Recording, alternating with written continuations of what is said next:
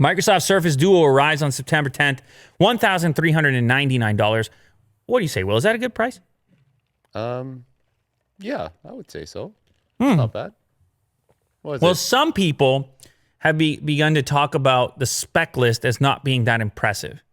So you're going up against the flagship devices at that price point. Now, it's such a different device with the dual screens. Is it a phone? Like, what is this thing? But it is a bit weird to look at a price like $1,400 and then to scroll through the specs and you see 1800 by 1350 resolution on each of the two displays. You scroll a little further and you see a battery listed at 3,577 milliamp hours. Of course, compared to something like the Note at 4,500. You would have thought with such a big form factor, you could have slammed a battery in it. Now, I'm not trying to be negative. I think this thing's very exciting. I love new form factors. The hinge, the design, there could be good reason. Got to be thin and light. The other piece that I think everybody would have wanted is the latest generation Snapdragon, because you actually only have an 855 in here. What's the latest? What? 65. 65. 865, and there's an 865 Plus, Yeah. which this you would assume would be some sort of a powerhouse device. All that aside, I just felt I had to put that out there because the thing's been in development for a while. 6 gigs of RAM, 256 storage. No 5G either. But all that aside, I mean, I just want to get that out of the way because otherwise, very exciting. And you know what's exciting to me is how they're going to handle the software. Because as you saw, actually, if you just scroll back up, what you see, he launches directions via maps, and you see how it comes up on the second screen. So Microsoft is a software company, and they've really been working with Android now for a while to perfect this thing, or at least figure out a way in which to make two screens worthwhile. Yeah, they're all about productivity.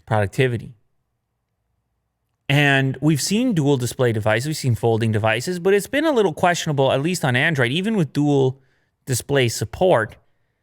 It's been a little questionable about how useful it would be and what the core usage would look like for the secondary display. So Microsoft has been working through AI to figure out, based on which app you're using, how to best utilize the secondary display. And the example that you just saw was a perfect showcase of that. That you could be in maps on the left-hand screen, click directions, keep all the details about your destination up, and then it would say, oh, he probably wants to bring the directions on the second display. We got it to use it. It's sitting there ready to be used anyways. And that's how the thing gets smart. Plus, dragging, I mean, it's pretty cool.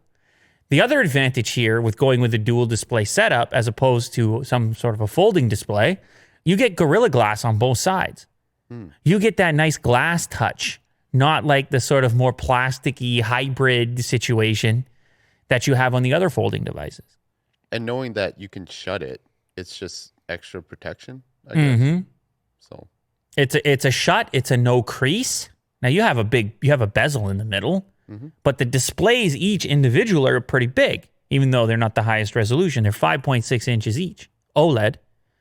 Now, another thing that people are curious about is the cameras, because Panos Panay kept sharing photos that weren't the greatest quality photos, and people were saying, I sure hope those photos weren't shot on another Surface Duo product. But look at that. Look at this. I mean, it looks fun. It's a bit big, but people said the same thing about the Note in the early days. yeah. I remember Dell had a huge phone. It was a 5-inch phone in the old days, and people said, you're crazy, 5-inch phone. What were you thinking? You're nuts. But the truth of the matter is, how many times are you putting a phone up to your head per day? Not very often. We're using it in different ways. So anyway, it's available for pre-order. I am most excited to see the merging of Microsoft's software ideas with what's already there on Android. The aesthetic looks to be very Android still, but some of those little touches, like how it utilizes the two displays in different scenarios, is what I'm most excited for. And of course, we're going to have one here on the show, and I'll be running it. I'll be putting it through its paces. As you should. As I should, and as I would, as I do, and as I could. Yeah.